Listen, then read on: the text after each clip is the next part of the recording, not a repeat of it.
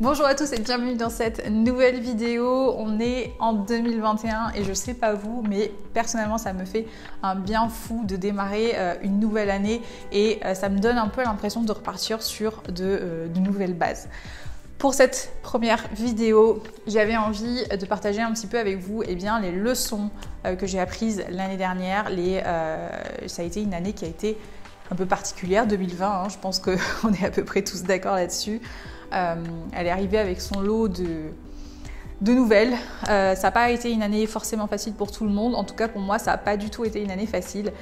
J'ai vécu pas mal de choses qui ont été très compliquées et qui m'ont aussi un petit peu forcé forcément à grandir et à aller de l'avant et à m'accrocher. Et c'est ce qui fait aussi clairement que ça a été une année qui est aussi riche. Alors, je me suis dit que ce serait intéressant de scinder vie perso et vie pro parce que dans ces deux domaines, ça a été très mouvementé. La première leçon que j'ai apprise, et ça c'est d'un point de vue vraiment professionnel, c'est que je suis capable. Si vous avez vu ma vidéo sur les zèbres, sur les hauts potentiels, je pense que c'est quelque chose qui va forcément vous parler, ou si vous êtes zèbre vous-même, je suis quelqu'un qui me remet énormément en question, si bien que parfois c'est très compliqué pour moi en fait de me valoriser ou de prendre conscience en tout cas de mes capacités. Si vous me suivez depuis un moment, vous savez qu'il y a eu pas mal de changements dans ma vie professionnelle.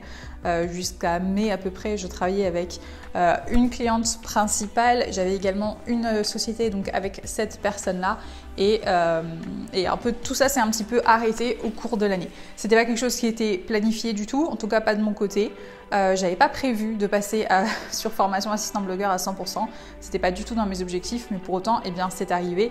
Et ça m'a forcé aussi à prendre mes responsabilités et à m'adapter parce que quelque part, j'ai pas vraiment eu le choix.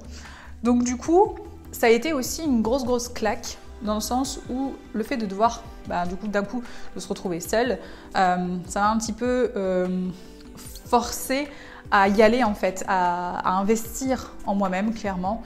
Et j'ai de la chance puisque les résultats ont payé et que j'ai pu démarrer mon activité et en vivre quasiment à 100% en l'espace de quelques semaines.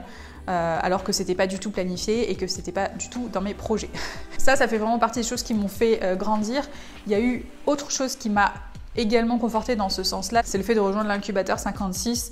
J'en ai parlé plusieurs fois dans des vidéos, donc j'ai rejoint l'incubateur 56 qui est un groupe d'accompagnement pour les infopreneurs qui est animé par Romain Collignon et toute son équipe. Et rejoindre ce réseau-là, ça m'a vraiment apporté et conforté dans ma légitimité, dans le fait de me dire oui, j'ai ma place, j'ai des choses à apporter et je suis capable, tout simplement. Donc ça a été vraiment le gros changement positif et probablement l'une des seules choses positives, je pense, de mon année 2020. En tout cas, d'un point de vue professionnel, ça a été cette transition qui n'était pas du tout prévue en passant de freelance et en travaillant avec des clients directs à finalement entrepreneur à 100%. En l'espace de 2 semaines à peine. La deuxième leçon que j'emporte avec moi en 2021, c'est le fait de ne pas mélanger vie professionnelle et vie personnelle.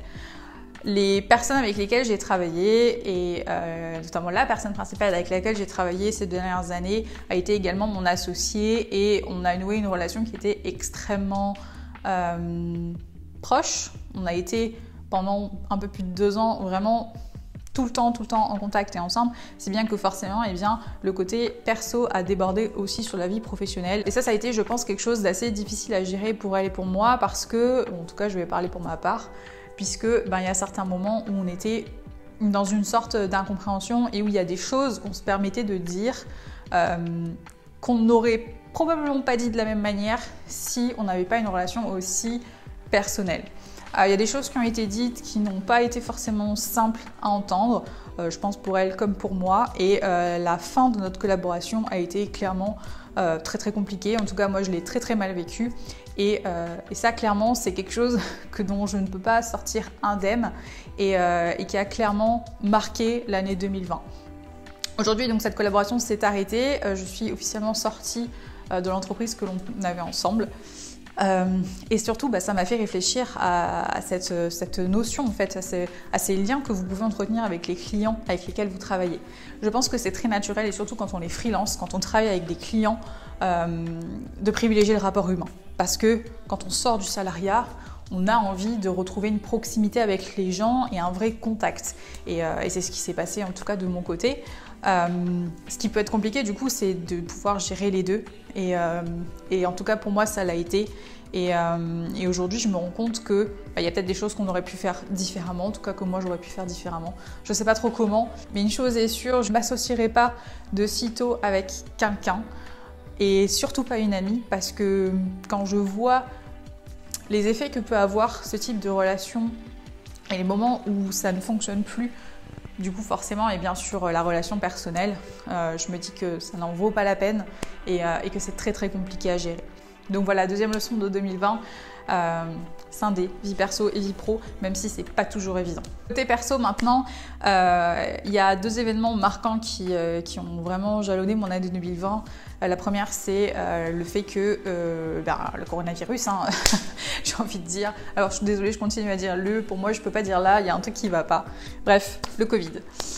Pour ceux, encore une fois, qui sont là depuis un moment, eh bien, vous le savez, je viens de Nouvelle-Calédonie. Je me suis installée en France il y a 2 ans maintenant. En tout cas, ça fera 2 ans en mars.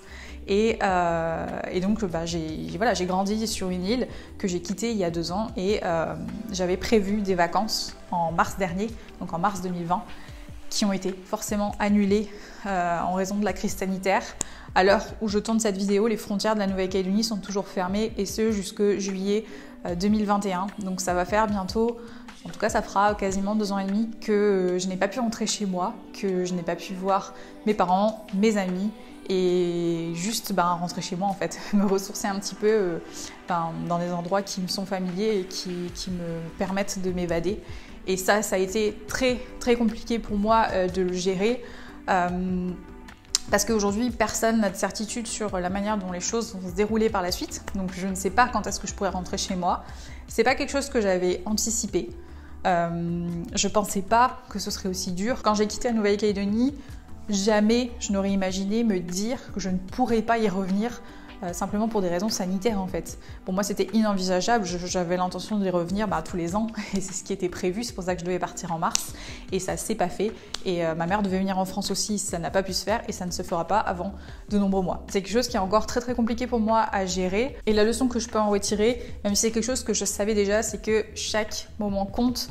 Et quand on est parfois dans une situation qu'on a hâte de quitter, et c'était mon cas quand j'étais en Calédonie, j'avais qu'une hâte, c'était partir, venir en France et vivre autre chose, on se rend pas forcément compte de ce qu'on quitte, et on se rend compte à quel point finalement chaque minute que vous passez avec les personnes que vous aimez, elles comptent, parce que vous ne savez pas à quel moment vous allez pouvoir les revoir, et ça c'est très compliqué. Ce Covid, ça a été une véritable épreuve en ce sens-là. Et d'ailleurs, le fait de ne pas avoir pu rentrer en Nouvelle-Calédonie, c'est directement lié à la deuxième grosse épreuve que j'ai dû traverser cette année et qui est personnelle et qui concerne mon couple. Donc je suis dans une relation avec mon chéri depuis 6 ans, un peu plus de 6 ans. Et cette année, on a traversé une crise assez compliquée qui est intervenue, on va dire, un mois après que j'ai lancé mon activité de formation assistant blogueur, donc aussi 1 mois après que j'ai complètement cessé de travailler avec des clients directs et donc d'avoir des revenus directs.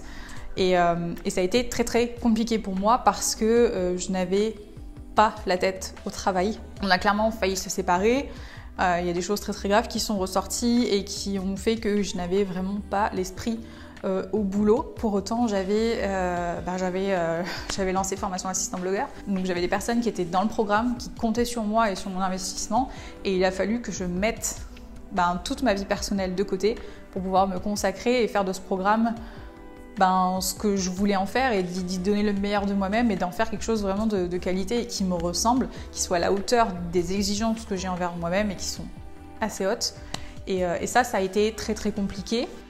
Ça l'est encore aujourd'hui. Ça a été très très compliqué pour moi, et mêlé au fait que je n'ai pas pu rentrer chez moi, que je n'ai pas pu à ce moment-là de ma vie pouvoir me dire je prends un avion, je rentre chez moi, je vais me ressourcer auprès des miens et voilà, je mets ça de côté et je vais juste me faire du bien. Ça n'a pas été possible, j'ai été bloquée en France pendant, je le suis encore, donc voilà, ça a été très très compliqué pour moi. La leçon que je peux en retirer, c'est, en tout cas je pense aujourd'hui avec le recul que j'ai, c'est de me dire que tout arrive pour une raison. Ça, c'est quelque chose avec lequel j'avance de manière permanente et qui m'aide toujours dans la vie, quelles que soient les épreuves que je traverse. C'est une vraie croyance qui est ancrée. Je pense que rien n'arrive par hasard. Cette crise, elle est aussi intervenue à un moment où je pense que dans notre couple, on n'était peut-être plus vraiment en phase. Donc même si ce sont des choses qui ont été très très compliquées à entendre, à vivre, et encore aujourd'hui, elles nous ont permis de grandir et elles nous ont peut-être, je pense, permis aussi de nous ressouder à un moment donné où on était en train vraiment de partir dans des chemins qui étaient séparés sans forcément s'en rendre compte. C'est pas très très gai tout ce que je vous raconte. Clairement, encore une fois, l'année a été très compliquée pour moi, que ce soit d'un point de vue perso ou d'un point de vue pro. Néanmoins, il y a toujours des leçons à retirer de chaque expérience et je suis persuadée que chaque moment de vie est là pour nous enseigner quelque chose et pour nous permettre de ressortir plus fort. Voilà un petit peu mon année 2020. C'est une vidéo qui est un peu plus personnelle, un peu plus à cœur ouvert, dans laquelle je fais clairement preuve de vulnérabilité et c'est pas forcément évident de raconter tout ça, surtout en caméra, mais c'est la réalité. On n'est pas toujours au maximum de son énergie, au maximum de sa forme. On ne peut pas être à 100% tout le temps. Je vous remercie d'avoir regardé cette vidéo. N'hésitez pas à partager avec moi, que ce soit dans les commentaires ou en privé, voilà, comment s'est passée votre année, les leçons avec lesquelles vous allez repartir en 2021. Je vous souhaite une très très belle année à tous et je vous dis à très vite pour une prochaine vidéo. Ciao!